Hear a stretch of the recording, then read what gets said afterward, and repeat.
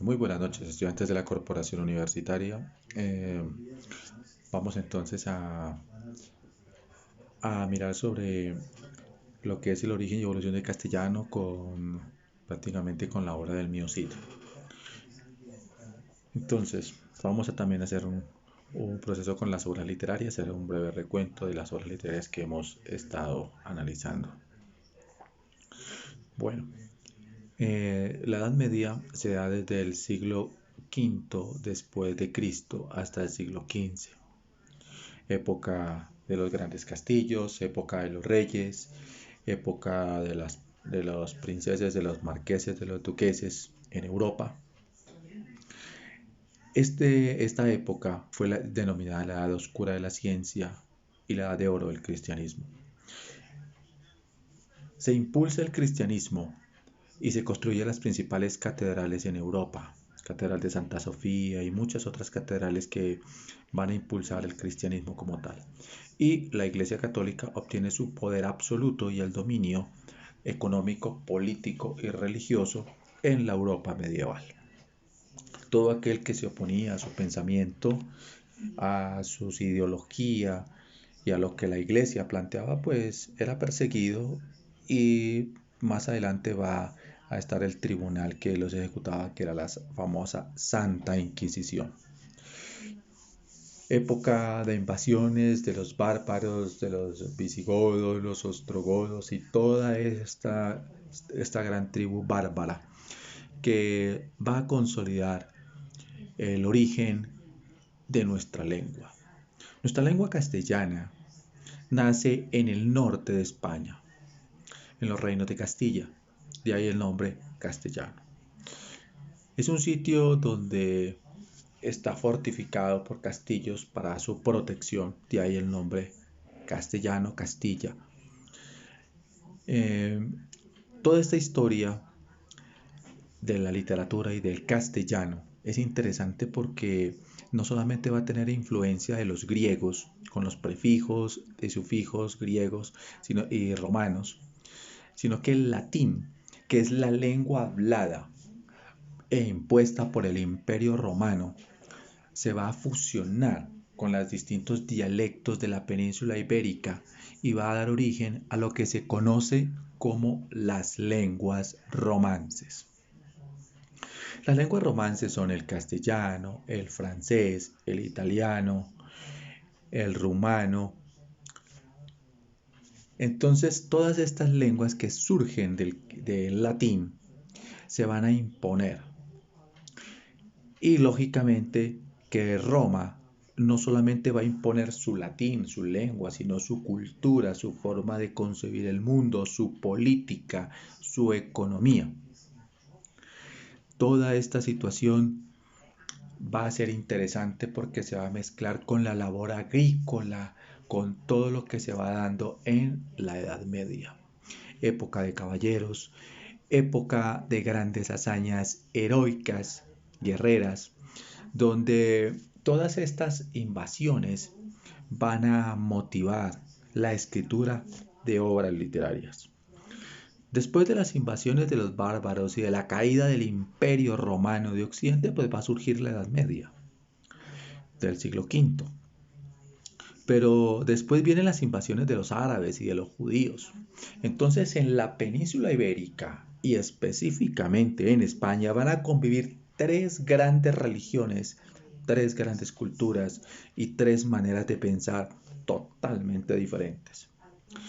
Y hay que analizar que toda esta situación va a beneficiar con el tiempo a España, porque lo va a catapultar más adelante como imperio. Entonces, la convivencia y todo lo que se dio de estas tres culturas es interesante porque van a generar un aporte no solamente lingüístico. Por ejemplo, los árabes nos dejaron a nosotros más de 4.000 palabras que nosotros utilizamos en el castellano actualmente. No solamente en la parte lingüística, también en la parte cultural, en la poesía, en el teatro, en la música y en las diferentes manifestaciones artísticas y culturales que se van a generar en Europa en ese entonces y específicamente en España. Todas estas situaciones de guerra en la Edad Media van a impulsar también los cantares de gesta. Los cantares de gesta, como su nombre lo indica, gesta, origen, son narraciones que van a ser hechas por los juglares. Van a estar los juglares y los trovadores. Los juglares van a andar de plaza en plaza recitando cantares de gesta y de castillo en castillo. ¿Y qué van a recitar? Las hazañas heroicas de los héroes. Entonces ahí es donde sale este héroe en España con el cantar del mío Cid. Existen los cantares de gesta y estos cantares de gesta van a impulsar unas obras literarias también. En España, el cantar del mío Cid. En Francia, la chanson o canción de Rolando. Y en Alemania, el cantar de los Nibelungos. Estas obras literarias tienen en común un héroe. Aquí vamos a hablar de lo que España nos muestra sobre Rodrigo Díaz de Vivar, el Cid Campeador, y cómo aparece en la parte pues bonita, por así decirlo, del Cid. El Cid, llamado Rodrigo Díaz de Vivar, apodado el Cid, este era un héroe, pero él le servía al rey. Por chismes es desterrado de las propiedades del reino y él sigue peleando contra los árabes. De aquí viene la frase moros en la costa, porque los árabes eran llamados moros. Entonces, de aquí viene este vocablo y esta frase, que no hablemos aquí porque hay moros en la costa, cuando estamos hablando de algo que queremos que solamente entre dos personas o tres se sepa, que no se sepa el resto. Entonces, esta expresión viene de los hechos bélicos, de los enfrentamientos que se dieron entre los cristianos y los árabes en aquella época. Y los reyes, pues, como eran católicos, tenían su ejército y ellos estaban apoyando al cristianismo, y eso fue lo que hicieron para sacar a los árabes de España. Entonces, esta obra literaria, que está escrita en el español antiguo, va a ser producto del cantar de gesta. Y esto va a ser en España, en Francia y en Alemania, que se van a dar estos tres cantares con sus obras respectivas. Entonces, el contexto social y cultural medieval es un contexto agrario donde el rey tiene su vasallo, sus vasallos, y tiene su señor feudal, que es el que le controla sus terrenos. No había el salario como tal. La gente era esclava prácticamente del vasallaje. Entonces este vasallaje lo que hacía prácticamente el rey era que ellos o el señor feudal los mantenía, les alimentaba y les daba su vestido como tal. Mas no había un salario. La Edad Media fue una época en constante tensión por las distintas invasiones de los diferentes pueblos. Todo esto hizo que la economía como tal, el dinero, bajara su circulación, y lo que había era un trueque, una manera, como se dice, de cambio. Entonces van a surgir los burgos, que a las afueras de los palacios estaban los terrenos en las cuales en esas partes vivían los vasallos y cultivaban. Más adelante estos burgos van a empezar a intercambiar productos, y con la poca moneda que estaba circulando comenzaron a comprar y a vender. Ahí es donde comienza a surgir el comercio y va a surgir una clase social llamada burguesía, que es la que va a hacer su aparición formal con la Revolución Francesa en 1789 y las ideas liberales como tal. Entonces todo esto se viene, como se dice, haciendo paulatinamente en el transcurso de la Edad Media. La Edad Media también fue época de muchas pestes: la peste negra, la peste bubónica y otras que comenzaron a diezmar la población en Europa. Prácticamente mueren las 3/4 de la población europea y le echan la culpa pues a los negros que los estaban empezando a traer los portugueses. Entonces todo esto comienza a generar una lucha y también una especie de racismo en ciertas situaciones. Continúa la Edad Media con toda la cultura religiosa, el ámbito religioso, porque es la época del teocentrismo, donde lo que importa es lo que se piensa acerca de Dios, y la Iglesia Católica es la única depositaria del saber. Entonces va a surgir dos méster más adelante, el méster de juglaría y el méster de clerecía. El méster de juglaría es el castellano naciente, hablado por el vulgo, por el pueblo, por los comerciantes, por los soldados, por el pueblo como tal. Y el méster de clerecía es un castellano hablado prácticamente por los sacerdotes, los nobles, los reyes y las personas que habitan en las cortes. Entonces, aquí tenemos nosotros una característica de cuál lengua se va a imponer más, el castellano vulgar o el castellano hablado por unos pocos, por la élite, como diríamos en la actualidad. Pues se va a imponer y se impuso en esa época el castellano vulgar, el del pueblo. Aquí nosotros analizamos que si el pueblo es la mayoría, es lo que se va a imponer. Entonces aquí es donde nosotros podemos mirar de que si somos capaces, el pueblo, de imponer una lengua, unas costumbres y unas tradiciones, también podemos imponer nuestras ideas económicas, filosóficas, políticas, económicas y sociales. Entonces es un llamado para una reflexión, para que empecemos también a mirar de que no nos podemos dejar manipular, como pasó en la Edad Media. Hubo una manipulación de la iglesia en confabulación con los reyes y los nobles de la época. Entonces es algo que tenemos que mirar y traerlo a la actualidad para que pues nos está pasando, pero pues es hora de ponernos a pensar y de cambiar, de que no podemos seguir manipulados por unos cuantos, una élite mundial o una élite nacional. Son cosas que tenemos que empezar a mirar desde la academia. Entonces, que la literatura y el pensamiento como tal nos lleve a nosotros a pensar en una sociedad totalmente libre, diferente y no controlada. Entonces es algo que se ha venido dando desde la antigüedad y es hora de que el ser humano comience a mirar esos paradigmas que tenemos ahorita, en este momento, en el 2020, con todo lo que estamos viviendo. Entonces, que sea la literatura la manera de pensar, la manera de filosofar también, para poder encontrar un proceso de transformaciones.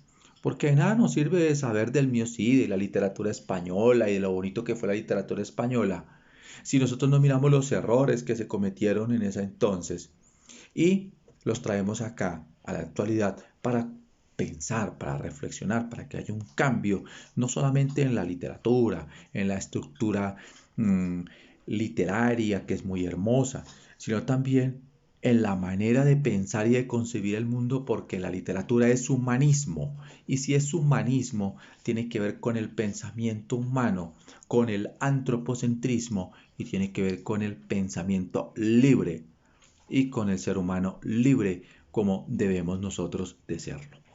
Entonces, una de las características de la Edad Media fue ese, el pensamiento teocéntrico, donde el hombre no importaba, estaba sometido a un fanatismo religioso, sometido a un dominio por parte de las monarquías, tanto de Francia, España y todos estos reyes de allá de Europa, donde no existían las libertades como tal y donde prácticamente el hombre estaba supeditado al dominio y dominado con un vasallaje.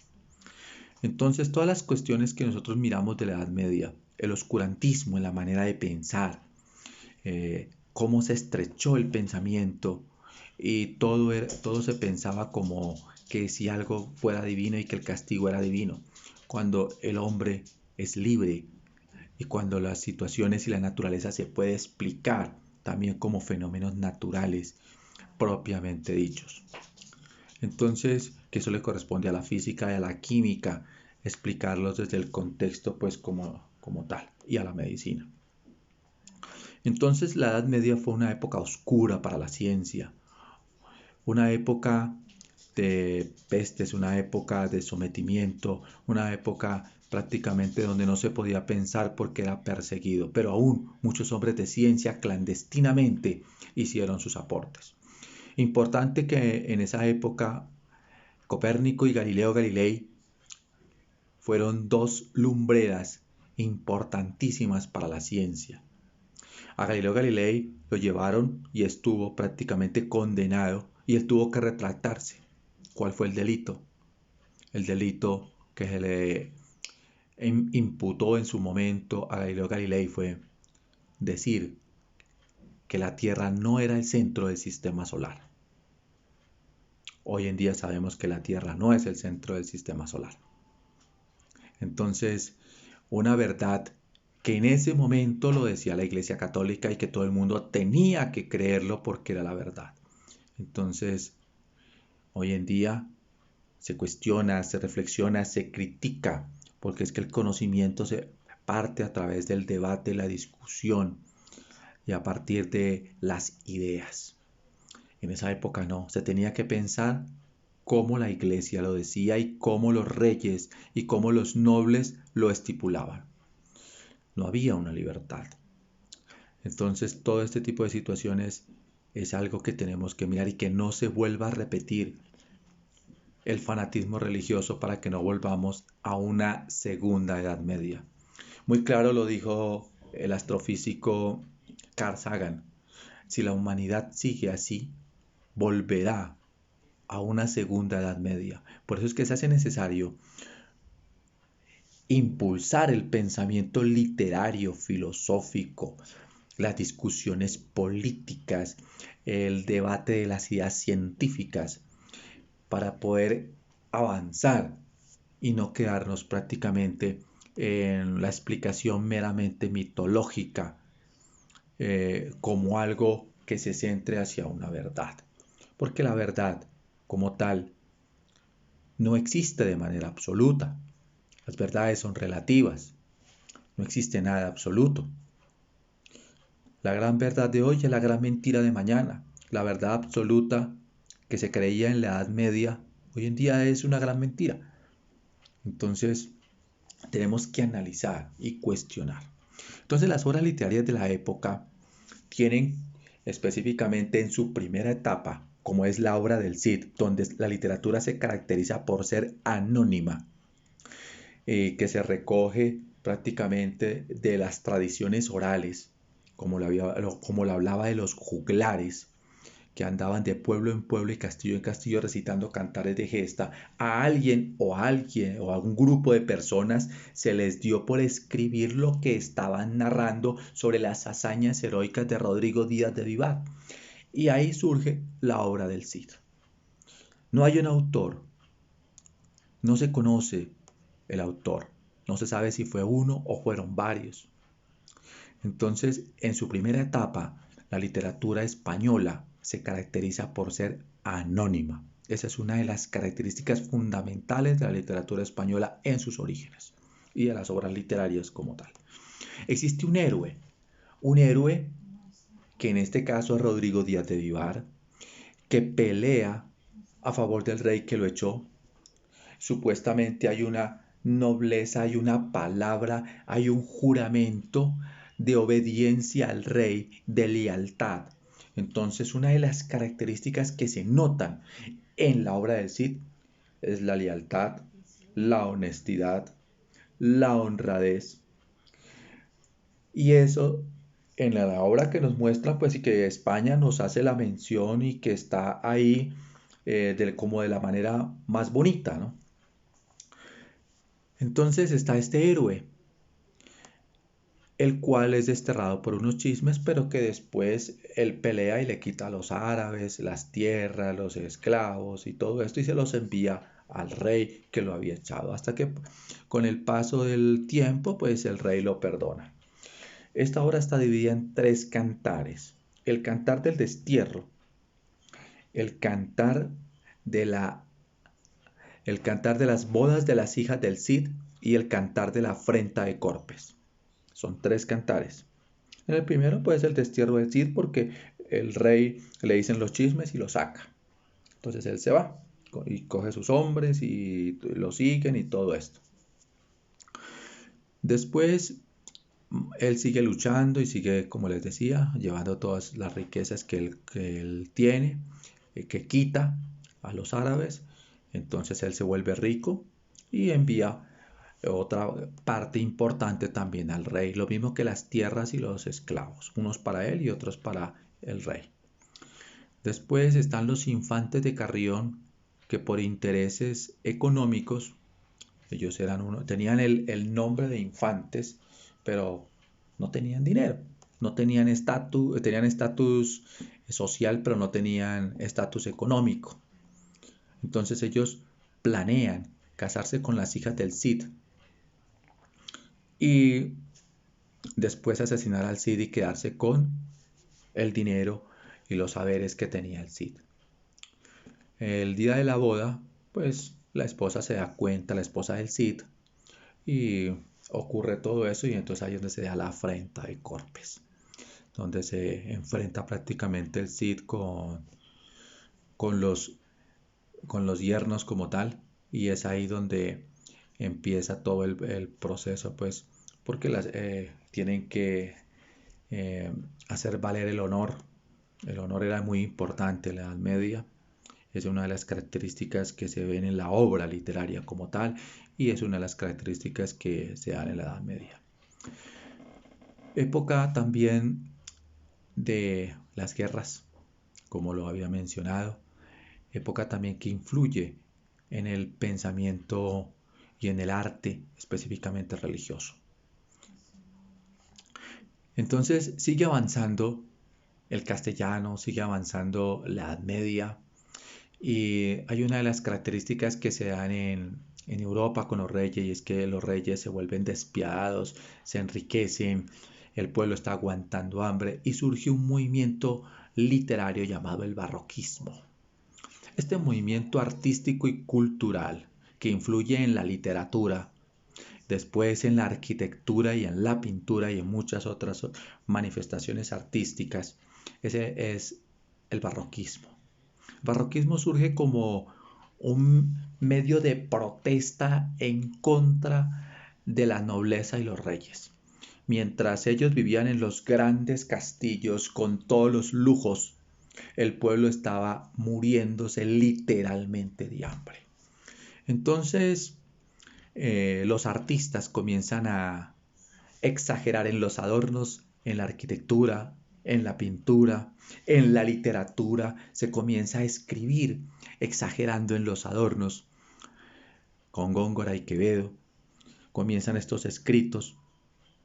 Entonces, esos artilugios son un mecanismo de protesta contra una clase que ha aplastado a una sociedad. Y eso, poco a poco, va a generar unos procesos de transformación que cuando va a llegar el periodo del Renacimiento entre el siglo XV y el siglo XVI, pues el cambio en la mentalidad va a ser totalmente distinto y esto va a impulsar más adelante lo que es la Edad Moderna y lógicamente que la literatura también va a tener en España su edad dorada, su época de oro, bien importante. Y España también se catapulta como imperio, descubre América finalizando el siglo XV, en 1492, y esto hace que España pues se le inyecte un gran capital porque de acá es bien sabido que se llevaron barcos llenos de oro y todas las riquezas que se llevaron de acá. Entonces, prácticamente cuando se descubre América, lo que llega es una invasión. Y esta invasión, y por eso como docente no deberíamos estar celebrando una invasión de los españoles acá, contrarrestando y violando los derechos fundamentales, llevándose las riquezas, no es para celebrar. Ningún día de la raza, ni nada de estas cosas. Es algo que tenemos que colocarlo desde la academia, desde el punto. Sí, fue un hecho histórico, llegaron acá, pero fue más el daño que los aportes en realidad. Entonces, eh, hay que anotar que los que llegaron de allá, pues, de España, no eran lo mejor, eran lo peor que estaba en las cárceles. Entonces, de ahí que a América hayan llegado prácticamente estos bandidos, porque no es otra manera de decirlo, porque no fueron ningunos descubridores ni conquistadores, ni eran intelectuales, ni eran personas de cultura, sino que eran bandidos, ladrones y asesinos que llegan acá a América. Entonces eso es para cuestionar. Entonces, así como también es cuestionable el papel de la Iglesia Católica en su momento, que permitió los abusos de los españoles en su momento acá.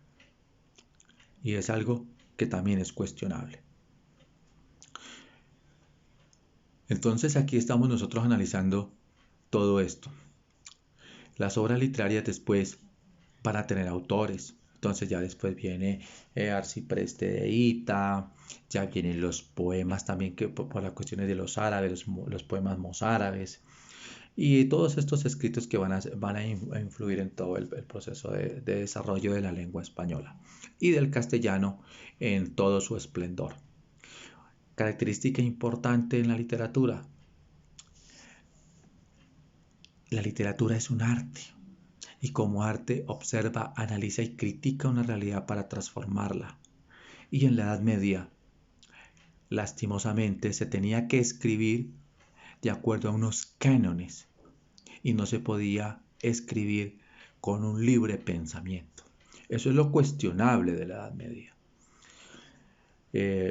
Recordemos que también la Edad Media tuvo también sus hechos importantes a nivel más que todo histórico, ¿no?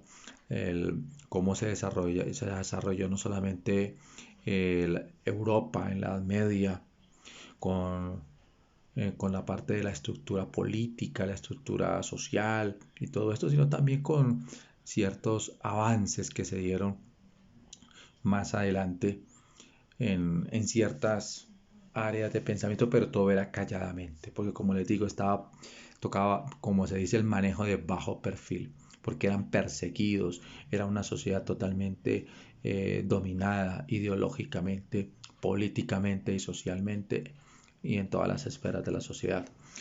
Por eso es interesante mirar cómo cuando ya más adelante se termina la Edad Media, comienza el Renacimiento y comienza pues las obras de Cervantes y comienza un nuevo despertar, comienza ya a mirarse una luz en el entendimiento y un proceso de transformación que va a llevar a cabo no solamente con la caída de las monarquías más adelante, sino con el estallido de la Revolución Francesa, los derechos humanos, y comienza a mirar una democracia, una república y todo esto. Entonces, todo tiene que ver con la literatura y la filosofía, porque si obras literarias como la del Quijote no hubiera cuestionado la realidad la realidad de la Edad Media con los caballeros, también cuestionó todo lo que tenía que ver con el manejo de la iglesia y qué le hacía a Dios. Entonces cuestiona a Dios, hace todos esos cuestionamientos y el Quijote comienza a generar un proceso de cambio fundamental en la transformación. Es el inicio a la novela. Y cuando se inicia la novela es porque el hombre comienza a cuestionar a Dios y se aleja de Dios. Esa es una de las características de la novela. Surge la novela cuando el hombre se aleja de Dios. ¿Pero por qué? Por el fanatismo religioso. Y porque han querido dominar siempre con, con la religión sin enseñar las verdades que realmente existen. Porque Dios no es el problema, sino las religiones y el fanatismo, o lo que también se conoce como el fundamentalismo, que ha conllevado a las guerras. Entonces, en la Edad Media se dieron las cruzadas, guerras por religión, lideradas también por el Vaticano, por la Iglesia Católica. Entonces, toda esta situación comienza a generar un proceso y eso es lo que tenemos que cuestionar. No lo digo yo, lo dice la historia, pero hay que cuestionar porque no podemos permitir que se siga matando la humanidad por ideas políticas, por ideas religiosas. No, tenemos que empezar a cuestionar, tenemos que empezar a generar procesos de transformación que la academia, la literatura y que todo lo que tiene que ver con filosofía nos lleve a un cambio en el paradigma donde todos podamos convivir sin importar las creencias y sin importar lo que el otro piense o sin que haya procesos de división por parte de estratos sociales, eh, económicos. Entonces todo eso tenemos que empezar a cuestionarlo y ese es el cambio. El cambio que se tiene que generar es un cambio en las transformaciones, en el pensamiento, en la forma de educar. No es la época ya para enseñar, para repetir, es la época de enseñar a pensar, a cuestionar. Pese a que muchos de los gobernantes y muchas personas de la élite mundial no quieren que el hombre piense y sea libre para poder seguir los mismos con las mismas. Entonces, aquí es donde entra el pensamiento crítico, la lectura crítica, el cuestionar una realidad y que toca empezar a hacerlo. Es algo que estamos llamados los seres humanos a eso, a los cambios, a las transformaciones y unas transformaciones que tienen que ir mucho más allá de las aulas, tienen que trascender a la vida, trascender en la sociedad, que no se quede como en la Edad Media, con el miedo a ser perseguido. Pero muchos de ellos murieron, sus libros los quemaron, pero sus ideas quedaron. Y eso es lo que va a ser muy hermoso en el proceso del Renacimiento, cuando se comienza a retomar todo el pensamiento crítico y analítico y todo lo que pensaba Grecia. Por eso es que Grecia es la cuna de la civilización de la humanidad, donde en la antigüedad, en Grecia, sí se pensaba, sí se cuestionaba, no se, no se limitaba el pensamiento, ni tampoco se perseguía por el pensamiento. Esta es una de las cosas más importantes de Grecia y que Roma comienza después a retomarla. Y por eso es que respeta la ciudadanía romana y respetan el pensamiento y las leyes. Y por eso Roma va a sentar las bases del derecho con Justiniano, el derecho romano. Entonces, todo esto tenemos que analizarlo y mirarlo y traerlo ahora. O nosotros empezamos a leer, a cuestionar y a criticar nuestro mundo y nuestra realidad, o sencillamente nos veremos abocados a una segunda Edad Media, época de oscurantismo y de dominación, peor que la Edad Media que se acabó. Entonces, mis queridos estudiantes, es hora de empezar a pensar, empezar a cuestionar sobre el valor de la vida y la libertad. El hombre es libre por naturaleza y esa libertad radica en la libertad de pensamiento. Entonces, esa libertad de pensamiento también hay unos deberes y unos derechos que cumplir, pero que tampoco podamos nosotros mirar la literatura solamente como un mecanismo de evasión de una realidad, sino como una literatura para ver la realidad. No para disfrazarla, sino para verla, para cuestionarla y criticarla.